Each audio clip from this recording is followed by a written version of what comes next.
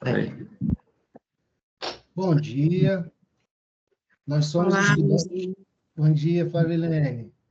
Então, nós somos estudantes graduandos do curso de Serviço Social da Universidade de Vassouras, do campus de Saquarema.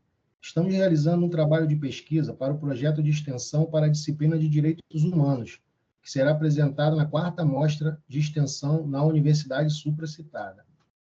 E tem como tema a atuação do assistente social nos direitos dos idosos e envelhecimento no Brasil e no município de Saquarema.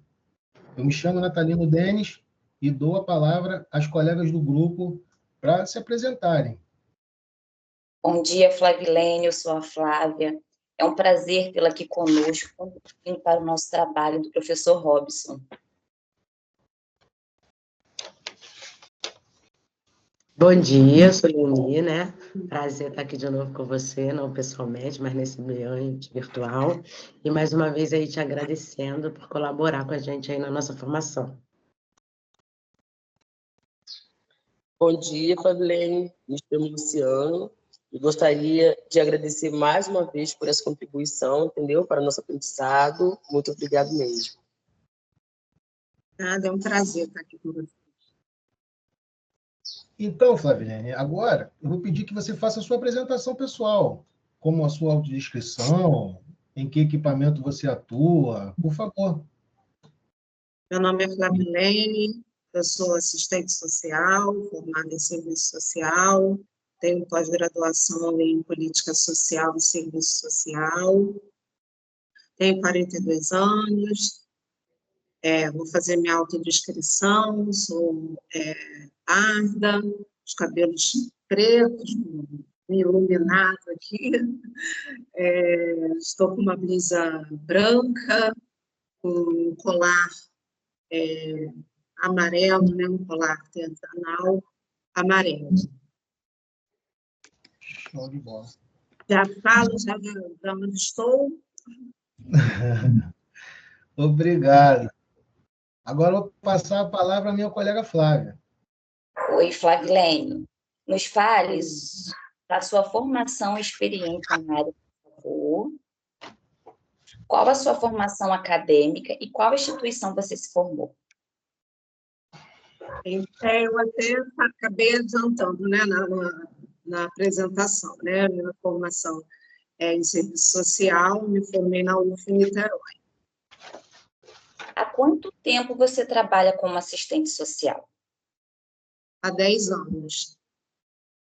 Há quanto tempo atua na área dos direitos da pessoa idosa?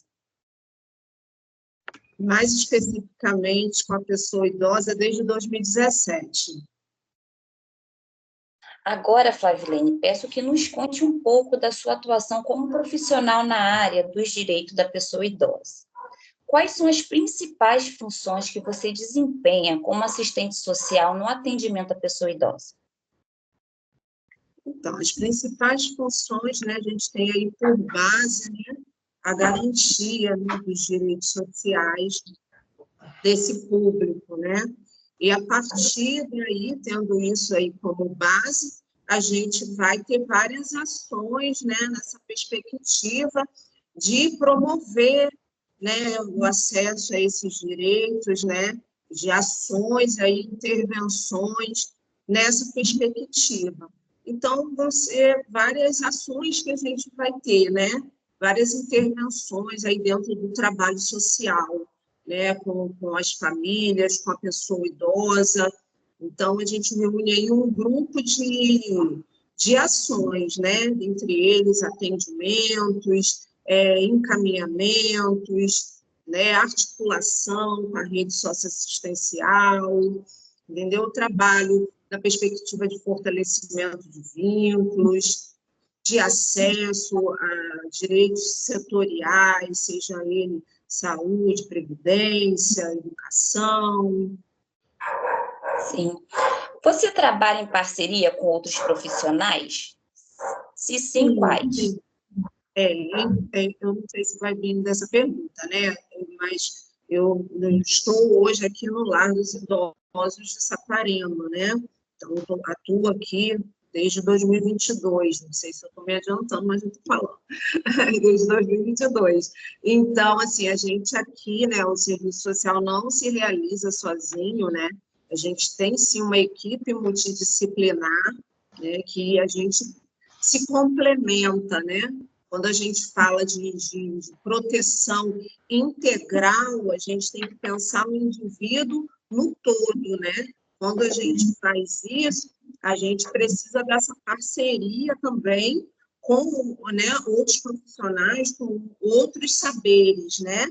E aí a gente tem aqui a psicologia, a gente tem a fisioterapia, a gente tem a nutrição junto com a gente tem a enfermagem, entendeu? Então, a gente tem vários aí profissionais que vão estar atuando junto com a gente nessa garantia, né, de uma melhor qualidade de vida para a pessoa idosa. Não sei se eu falei todos, enfermagem, fisioterapia, psicologia, nutrição, são os principais. Quais são os principais desafios que você enfrenta na garantia dos direitos da pessoa idosa? Eu estava até falando essa semana, que eu estava com outro grupo de alunos também, né, que vieram aqui no lar essa semana, e aí a pergunta, né, se repete, e os desafios são muitos, né? E os desafios já se iniciam pela própria contradição, né, que a profissão enfrenta, encara, né? Porque a gente já tem aí, historicamente, uma contradição entre o capital e o trabalho, né? A gente já tem uma contradição na própria configuração, né, do capitalismo. Então, os desafios já começam nisso, né? Se a gente for pensar nessa análise que a gente faz da realidade social em si e a forma como a sociedade se organiza, né?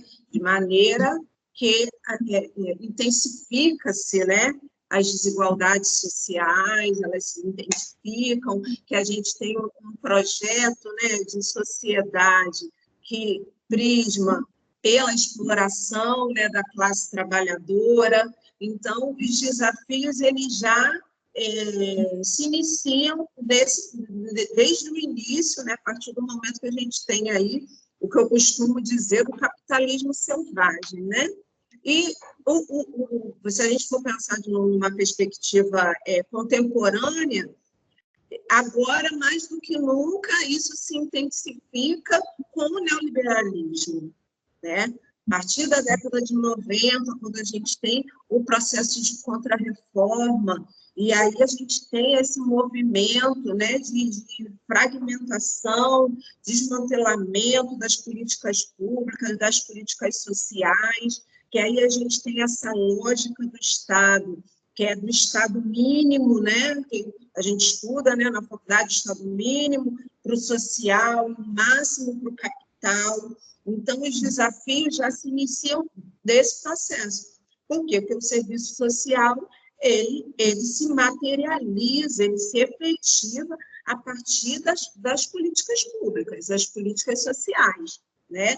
Então, a partir do momento que a gente tem um processo de contrarreforma, de fragmentação dessas políticas, de fragilização dessas políticas, de falta de investimento em políticas sociais. Então, o desafio se intensifica muito mais. E aí eu poderia, a partir disso, destrinchar vários outros desafios, mas a gente sei que tem perguntas mais para frente que a gente vai poder desenvolver isso melhor.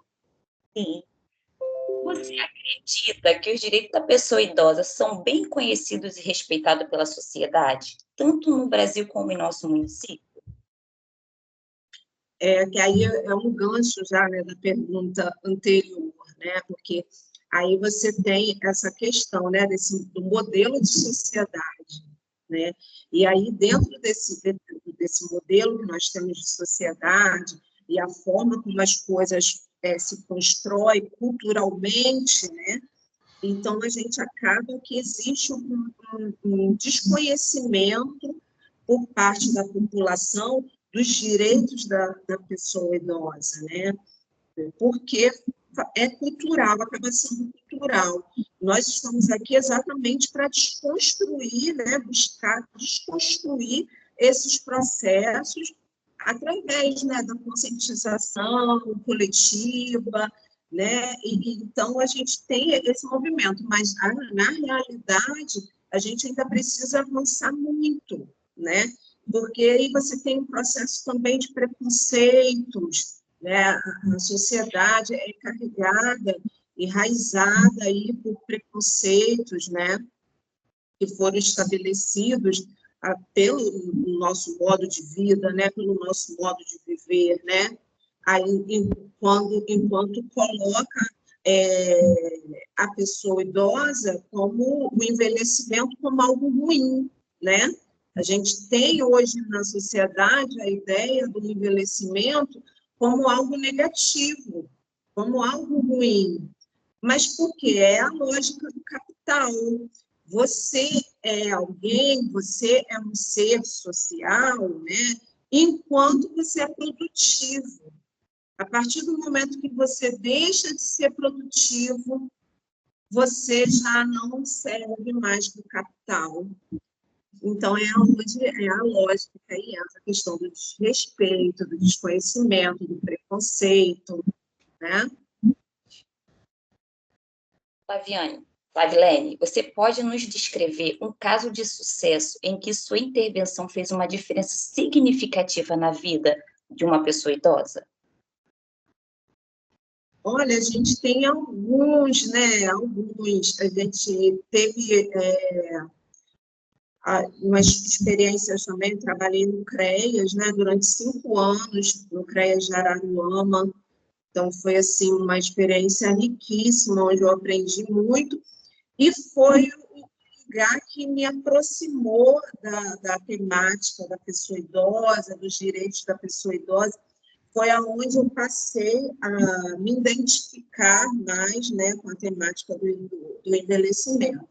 Então, a gente teve um caso que me chamou muito a atenção, que era de um idoso, que ele morava ali na altura de Praia Seca, que é lado de Araruama, né? E aí a gente recebeu uma denúncia, né, via Disque 100, de que esse idoso estava sofrendo, né, violação de direitos, violência, negligência, abandono, e que havia um familiar que fazia o uso, né, a apropriação indevida do benefício desse idoso. E aí nós fomos lá, né, eu e a colega psicóloga, né. Ao chegar lá, foi uma das cenas, assim, mais impactantes. Nesses 5 anos, eu já tive algumas cenas impactantes, mas essa cena foi muito impactante, né?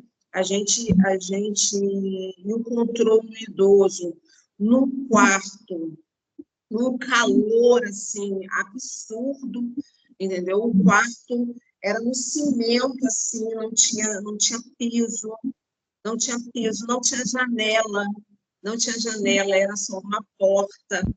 Ele estava todo sujo.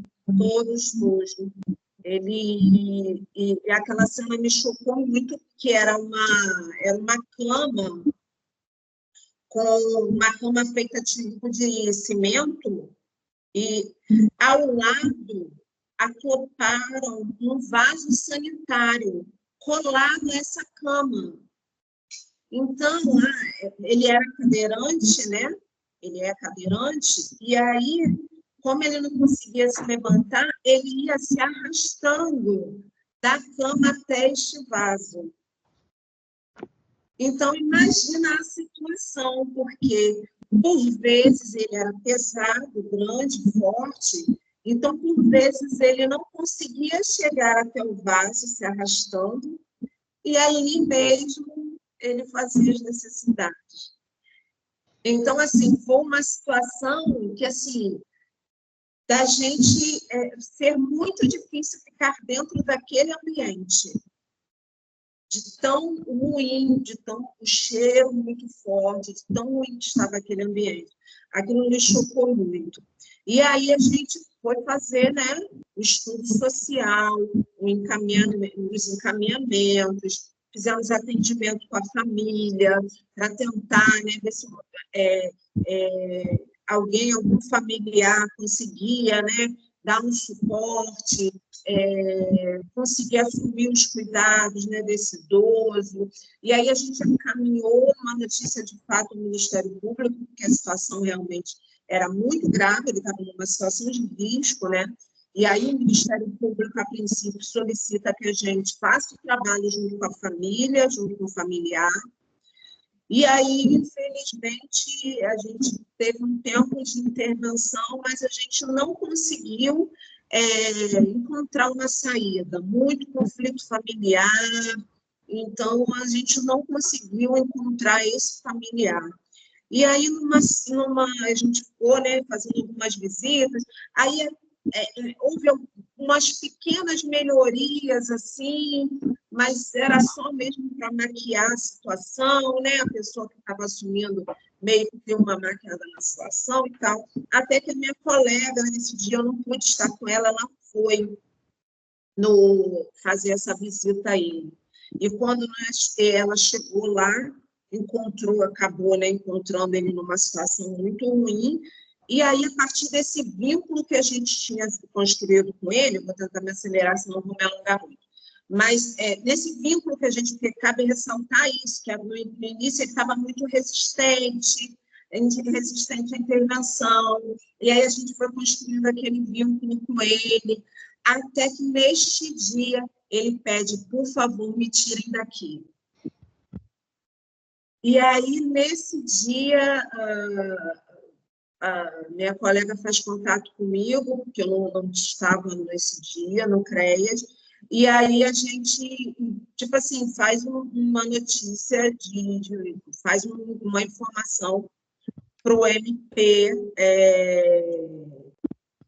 assim, de forma imediata, emergencial, solicitando uma medida de proteção e de acolhimento institucional, de forma imediata.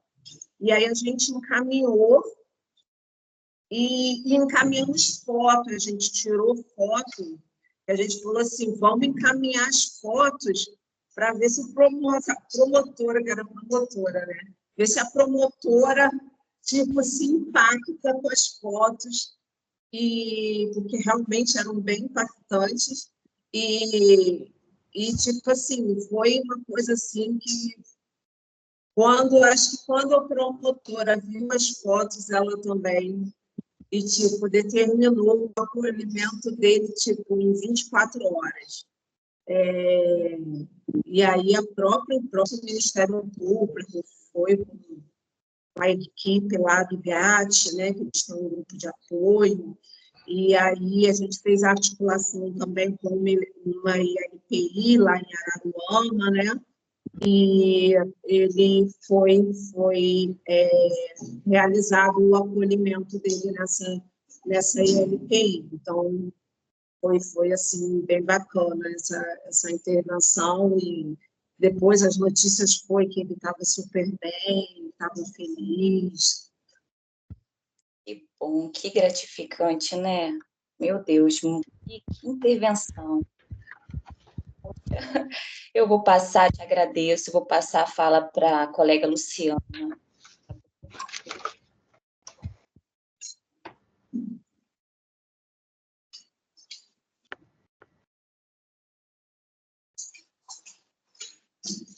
Luciana, seu microfone, o microfone da Luciana está desligado. Meu microfone estava desligado mesmo, desculpa. Era aberto, muito esse barulho. Olá. Um dos objetivos da nossa é aprender sobre a garantia dos direitos da pessoa idosa. Então, nos explique, por favor, quais as leis e políticas públicas você utiliza como base para atuação com a pessoa idosa? A gente tem aí, que eu acho que é, né, o principal, né, é o Estatuto da pessoa idosa, né? Ele é o principal elemento aí que nos auxilia, né? Que embasa, né? A nossa atuação, a nossa intervenção. E aí, depois a gente tem outros também importantes, né? A política nacional também, da pessoa idosa, do idoso, agora a gente fala da pessoa idosa, então a política nacional da pessoa idosa também é um documento importante, né? Que nos auxilia. E aí a gente pode falar também, né, da própria legislação da assistência social, né, a lei orgânica, a PNAS, então, que é a Política Nacional, né, de Assistência Social, a Lei Orgânica de Assistência Social, são documentos aí importantes que nos auxiliam, né, na intervenção. Falando de LPI, a gente tem a RDC 512, que também 502. Eu cismo que é 512. Não é nada. É 512. Olha, eu cismo que é Lei 8.049, para falar também, que é uma lei importante também. Então, todas essas nos auxiliam, né, nas intervenções.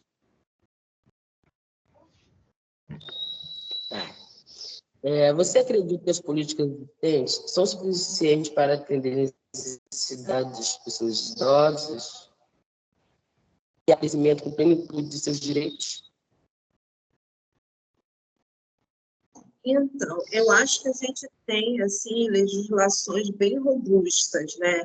Acho que a questão não é falta de legislações, não. A questão está, né, na efetivação, né, das políticas públicas, né? Quando a gente fala de tirar isso do papel, né, e colocar na prática, é aqui a gente tem essa dificuldade, né? Mas eu acho que a gente, comparado até a outros países, né, a gente tem um rol aí de legislações, né, de políticas bem elaboradas, vamos dizer assim, né, conquistadas, né, por meio de muita luta, né, de muita mobilização, mas a gente está sempre nesse processo, né, de tentar reforçar, né, de estar sempre nessa luta para a gente conseguir garantir a efetivação do que a gente já tem, né, vamos dizer assim. A gente luta o tempo todo contra o retrocesso, né, contra o processo de retrocesso dessas políticas, né? Acho que essa é a dificuldade, é a efetivação delas. E aí, para a efetivação das políticas, aí perpassa por várias questões, questão de financiamento, a gente precisa falar de financiamento, a gente precisa falar de prioridades, de vontade política. Tá, obrigada. Como você avalia a implementação do Estatuto da Pessoa Idosa no seu local de trabalho? Aí a gente repetindo o que a gente já falou, né? O Estatuto da Pessoa Idosa vamos dizer, né, é a Bíblia, que vai, né, direcionar ali o nosso trabalho, ali, que vai nos direcionar, que vai conduzir o nosso trabalho. Então, quando a gente fala de garantia dos direitos, que está lá, né, lá no início, os direitos fundamentais, a gente está falando do Estatuto da Pessoa Idosa. Quando a gente fala do fortalecimento de vínculos, a gente está falando do Estatuto da Pessoa Idosa. Quando a gente fala de medida de proteção, a gente está falando do Estatuto da Pessoa Idosa. Quando a gente fala de acolhimento institucional, está lá. Direito à habitação, direito à previdência, direito ao trabalho. Então tá ótimo, tá? A última pergunta é: quais mudanças ou melhoria você sugere para aprimorar a defesa dos direitos da pessoa idosa para um envelhecimento digno no Brasil e em nosso município? Desculpa, você repete? Repito sim. Quais mudanças ou melhoria você sugere para aprimorar a defesa dos direitos da pessoa idosa para um envelhecimento digno no Brasil e em nosso município? Eu acho que a gente precisa fortalecer, né? Eu acho que a gente precisa fortalecer os espaços coletivos, né? Os espaços coletivos de luta, o CMI, né? Que é o Conselho Municipal do Idoso, que tenha um papel assim, fundamental, né? nesse trabalho. Né? Então, eu acho que é a gente fortalecer esses espaços, né? Fortalecer a sociedade civil, eu acho que a conscientização também, que aí a gente volta àquela pergunta, né? Quando a gente fala do respeito, quando a gente fala, né, do conhecimento que a população tem em relação às legislações, ao direito das pessoas idosas, eu acho que passa por isso também, né? A conscientização da sociedade civil, né, o enfrentamento, né, dos preconceitos, do etarismo, ageísmo. Então, acho que isso facilita e favorece, né? E quando você tem a sociedade civil ali junto, vamos dizer assim, cobrando, né, do Estado, cobrando ali da gestão municipal, que aconteçam as políticas públicas, né, que elas se efetivem, isso fortalece, né? Sim, sim. Obrigado, tá? Pela fala com toda a propriedade, bastante esclarecedora. Agora eu passo a vez para a minha colega Leni. Leni, vou fechar minha câmera aqui um pouquinho, que eu estou querendo tossir, gente. Eu volto já, tá? Eu estou ouvindo vocês. Obrigada. Lene, vou falar sobre intervenção e impactos, né? O que é a intervenção profissional do assistente social? Desculpa, fala de novo, porque está meio baixo para mim. Está meio baixo para você? Desculpa, porque eu tive que tirar aqui, porque estava muito som externo. Explicar para a gente o que é a intervenção profissional do assistente social.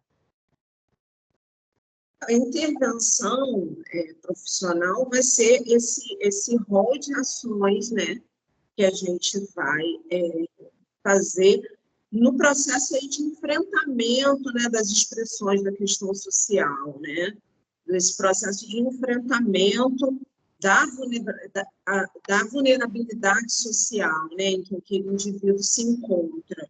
Então, a intervenção, ela parte do princípio do quê? Do estudo social, né, onde você vai conhecer a realidade social daquele indivíduo, onde você vai conseguir levantar quais são as demandas daquele usuário, né, qual acesso ou nenhum acesso ele tem aos direitos sociais, né, quais são as questões sociais, as expressões da questão social que está se manifestando ali na vida, né, daquele indivíduo, e aí, a partir daí, a gente desenvolve um plano de ação, né, um plano de ação, um plano de intervenção, que aí essa intervenção vai se dar a partir da interlocução com a rede socioassistencial, vai ser através de entrevistas, de atendimentos, de encaminhamentos para a rede,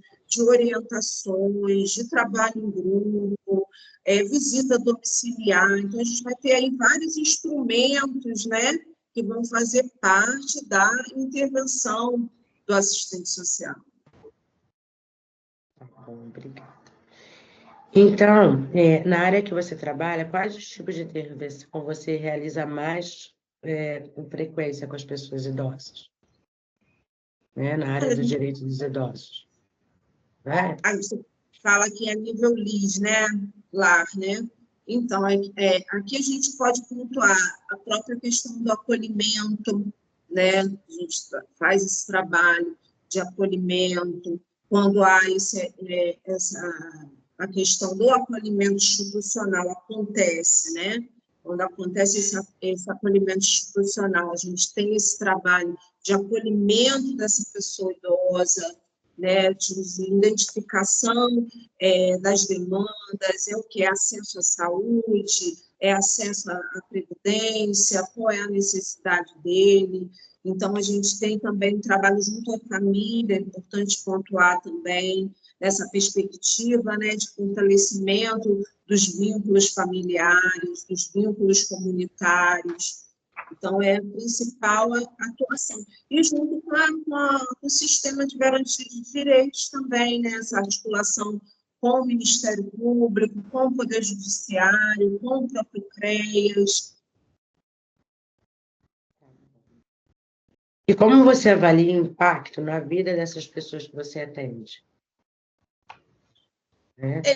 O impacto, eu costumo dizer que é a pessoa ter restabelecida a sua dignidade, né? A gente fala que é um direito fundamental, né, a dignidade da pessoa humana. E quando a pessoa está numa situação de risco, numa situação de violação de direitos, ela acaba sendo destituída, né, da sua cidadania. Então, eu acho que o impacto principal é esse resgate, né, daquele indivíduo enquanto um sujeito de direitos, né? Ele não está mais isolado, à parte, né? Ele é um ser social, uma pessoa que tem, sim, suas potencialidades, que pode, sim, contribuir, que aí a gente volta àquilo que a gente falou no início, né? Do olhar da sociedade, como, não é mais produtivo, então não serve mais para o capital. E aí, eu acho que o impacto, né, da gente pensar nisso é que, quando a pessoa chega no processo do envelhecimento, e essa situação do envelhecimento, ela vem junto com uma situação de vulnerabilidade e violação de direitos, isso não aconteceu nessa etapa da vida. Geralmente, a pessoa já traz uma história de vida, onde essa história de vida ela já vem carregada por violações, por violência, por ausência de políticas públicas, sociais. Que acesso essa pessoa teve durante a vida ao trabalho, ao emprego e renda, à educação? Então, esse histórico, né, de violações, esse histórico, é que às vezes vai chegar numa situação extrema que vai se dar no envelhecer. Que aí vai estar a potencialidade, às vezes potencializada pela condição de saúde, às vezes está potencializada por esses vínculos que foram rompidos durante a vida. Então, tudo isso vai se intensificar e vai chegar nesse momento. Mas se nesse momento, nessa etapa da vida, a gente tem políticas públicas, sociais, direcionadas para esse público, que consideram vamos dizer assim, essa conjuntura, né, estrutural que a gente tem de sociedade, a gente vai conseguir garantir que, nesta etapa da vida, como sujeito de direitos, a gente possa superar a situação de violação que aquele idoso se encontra. Então, e aí quais são assim, os maiores desafios enfrentados por vocês, assistentes sociais, quando vocês têm que trabalhar com essa situação, né, de vulnerabilidade da pessoa idosa? E aí a gente volta lá na frente, né? A gente, as perguntas se linkam, né? Porque aí a gente volta lá nos desafios que a gente estava falando inicialmente, né? Assim, a gente, falando assim de modo, a nível macro, né? A gente for falar a nível macro, a nível de Estado, né? Eu acho que o principal desafio hoje o avançar neoliberal e o neoconservadorismo. São dois elementos que são aí, se a gente pensar a nível de Estado, é o principal desafio, porque a gente está nadando contra a corrente, né? A gente volta lá na frente o que eu falei, a gente precisa das políticas públicas, das políticas sociais. Se a gente tem um movimento que quer desconstruir isso, ou quer fragmentar isso, ou quer trazer uma lógica de senso comum, de culpabilização do indivíduo. Não, a culpa é do indivíduo, é ele que não se esforçou bastante, é ele que se colocou nessa situação. Se a gente se deixa levar, né, pela questão do preconceito, né, do próprio ageísmo, né, o etarismo, que é esse preconceito vinculado à questão da idade, né, e o quanto você não é mais produtivo, não teria mais, já está velho demais para isso, para aquilo.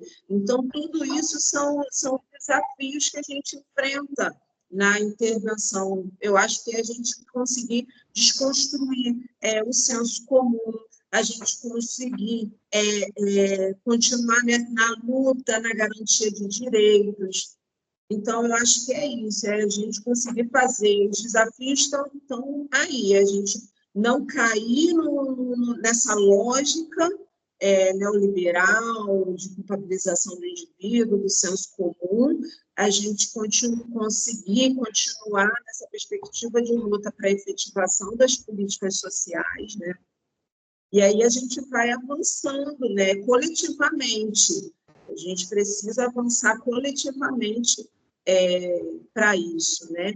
Aqui, a gente fala a nível de município de Saquarema, a gente avançou muito, né, no investimento em relação a políticas voltadas à pessoa idosa, né? Desde 2017, que foi quando eu entrei, a gente percebe uma gestão voltada para esse investimento, né? A gente tem aí, além da INPI, né, além do nosso lar, que foi aí reinaugurado agora há pouquíssimo tempo, uma estrutura incrível, vocês já estão convidados a visitar, né? Que a gente está com uma estrutura incrível, né, que valoriza um espaço, que valoriza a pessoa idosa, um espaço que ele promove o desenvolvimento de potencialidades, né, a manutenção da autonomia dessa pessoa idosa, entendeu? Então, a gente prima por essa acessibilidade. Então, a gente avançou muito. A gente tem 3 centros-dias, que é um equipamento também importantíssimo, quando a gente pensa nessa perspectiva de manutenção, né, da pessoa idosa no seio familiar. Mas aí a gente tem todas as dificuldades, que às vezes aquele familiar trabalha e tal, não consegue assumir o cuidado de forma integral. Então, essa pessoa permanece, né, com acesso ali, com vínculo, com a questão do pertencimento ao seu vínculo familiar, mas tem um cuidado no centro-dia. O centro de convivência, que foi um local também, que é um local que eu tenho um carinho imenso, que eu trabalhei também de 2017 a 2020, no Centro de Convivência em Itaúna, que também tem essa perspectiva de fortalecimento dos vínculos comunitários, de desenvolvimento da autonomia. Então, é muito gratificante também, né, a gente conseguir trabalhar no município em que a gente vê, né, a efetivação das políticas. Então, né, a minha próxima pergunta, né, eu ia trazer os dados do último censo demográfico do IBGE, que Saquarema hoje tem, da sua população, né, do total de 89.559 pessoas, né, 35% da população já é de idosos. Então, comparado à de crianças, que é 18%, então a gente já está com uma população idosa maior. Então, você acha que Saquarema está preparado para receber, tanto no setor público, privado, esse quantitativo de idosos, né? E dar uma boa qualidade de vida para eles? Eu acho que a gente precisa avançar, né? A gente sempre tem que olhar nessa perspectiva de avançar. Eu acho que a gente tem muito a avançar, mas estamos sim caminhando para isso, né? Quando a gente consegue promover, né, espaços de atendimento à pessoa idosa, com equipes, né, especializadas no atendimento à pessoa idosa, espaços de saúde, espaços na assistência, na educação. Nossa, que bacana a gente tem visto, eu fico tão feliz quando eu vejo, ouço os relatos das pessoas idosas que estão retornando, voltando a estudar, voltando, né, no EJA. Nossa, então, Conexão assim, universitária, né? a gente precisa pensar de forma integral, né? Pensar o cuidado à pessoa idosa de forma integral. Quando a gente fala de educação, a gente também fala de saúde, a gente fala de assistência social, a gente está tudo integrado. Por quê? Porque se essa pessoa idosa, ela está na escola, ela volta a estudar, ela está estimulando o cognitivo. Isso vai contribuir para a saúde dela, prevenção de síndromes demenciais. Por quê? Porque ela está estimulando o cognitivo. Então, se a pessoa consegue ter acesso à saúde, ela está conseguindo fazer um acompanhamento sistemático de doenças crônicas, ela vai conseguir impedir comorbidades, ela vai conseguir ampliar, né? Porque a gente está falando disso, o IBGE está falando disso, do aumento da expectativa de vida.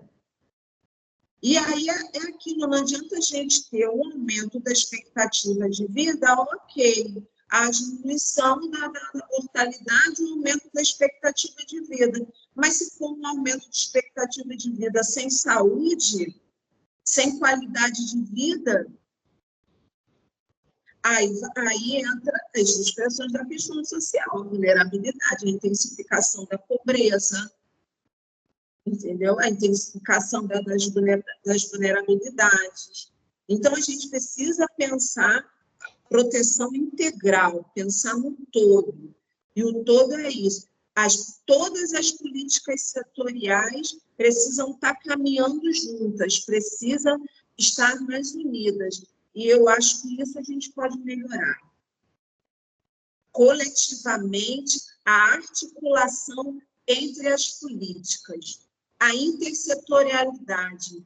Eu acho que a gente precisa avançar nisso. É importante falar que a gente tem aqui uma articulação boa com a saúde, a gente tem uma superintendência, salvo engano, eu vou até ver o nome direitinho, posso encaminhar para vocês, para eu não errar, porque é muita informação, mas ela é da saúde e que tem uma articulação muito bacana com todos os equipamentos, seja a gente aqui enquanto IAPI, Centro-Dia, a gente tem tido uma articulação muito bacana, que eu acho que é importante a gente pontuar também. Então, acho que é isso, é essa articulação intersetorial. Gente, eu falo muito, se deixar... Ótimo, maravilhoso, muito esclarecedora aí as suas informações, enriquecendo muito aí o nosso trabalho, né? Então, eu vou aqui para as perguntas finais. Né? A instituição, os órgãos daqui de Saquarema, eles oferecem cursos de capacitação continuada para vocês, assim, da área que trabalham, né? Tanto você que trabalha aí com os direitos do idoso, quanto quem trabalha com o direito da mulher, e de todos os setores aí do serviço social. Eu estava até falando com os colegas também essa semana, né? Eu acho que você falar da área de humanas é você falar de educação permanente. porque as coisas vão mudando, né? As próprias legislações, as coisas vão mudando muito rápido. Então, assim, não é algo, vamos dizer assim, né, linear, ou como é exatas, que tem a fórmula ali, vai ser aquela fórmula ali para o resto da vida, né? Então, a gente precisa estar o tempo todo estudando, o tempo todo em educação permanente. Então, a gente tem, sim, o Ministério Público, um parceiro, então, que está sempre fomentando formações, capacitações, na área dos direitos da pessoa idosa e também na área da INPI, né, de Instituição de Longa Permanência. A gente tem também o SEIS, que é do Estado, inclusive eles estão com um projeto Qualidade, que teve também um rol de cursos de capacitação na área, né, do envelhecimento também muito interessante, que eu acredito que vai ter também outras turmas aí para frente, também é um parceiro também no Estado nessa capacitação, o próprio município, esse setor também da saúde do idoso, que está sempre fazendo capacitação aqui com a equipe de saúde, de enfermagem, com a equipe multi. Obrigada. E aí, para encerrar, qual conselho aí que você daria aí para futuros assistentes sociais aí que queiram trabalhar na área do direito dos idosos, da pessoa idosa? Pegando esse gancho, né, eu acho que a mensagem que eu tenho é estudem, mesmo que eu falei no podcast também essa semana, eu volto a repetir, estudem, leiam, eu falo, não adianta ficar só no slide, ou só no artigozinho, ou só na fragmentação do artigo, do texto, da fala, entendeu? Tem que se apropriar da leitura, para que a gente possa desenvolver essa capacidade de análise crítica da sociedade, a gente ter essa capacidade de fazer uma análise de conjuntura, uma análise institucional, para a gente entender que lugar é esse que a gente está ocupando, né? O que é o nosso projeto ético-político, não posso encerrar sem deixar de falar que o nosso projeto ético-político é a diretriz do nosso trabalho, entendeu? A gente precisa entender isso, qual é o nosso lugar, qual é a identidade social, a identidade social da profissão, entender esse lugar, que aí eu acho que a partir daí a gente vai conseguir desenvolver um trabalho que preze pelos princípios que estão lá no projeto ético-político, né? Que é da liberdade, que é do enfrentamento a qualquer tipo de preconceito, discriminação, de todas as formas.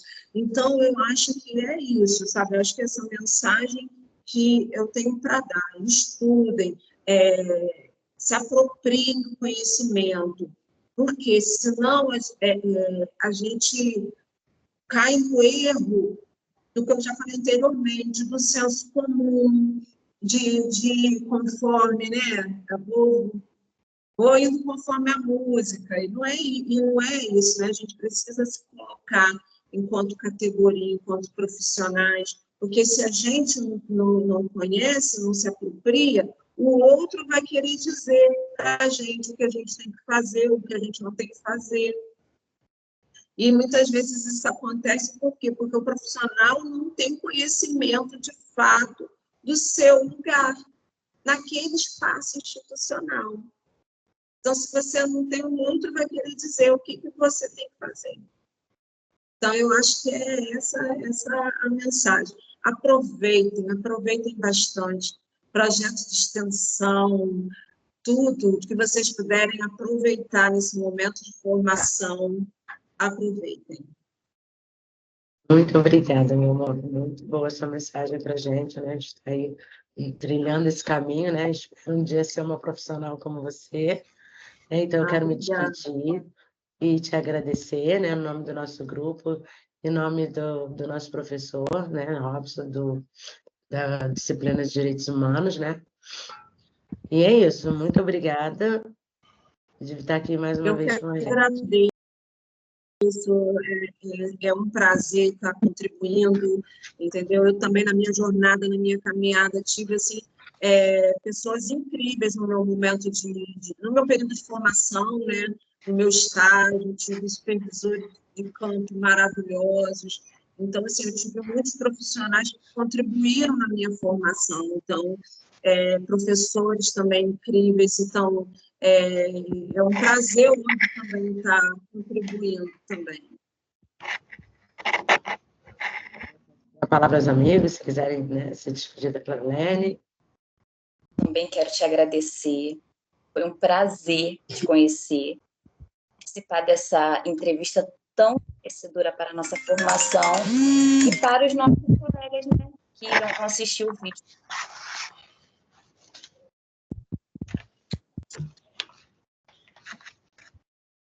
Oi, posso falar? Pode falar. Foi um prazer, entendeu? Estar mais uma vez com você.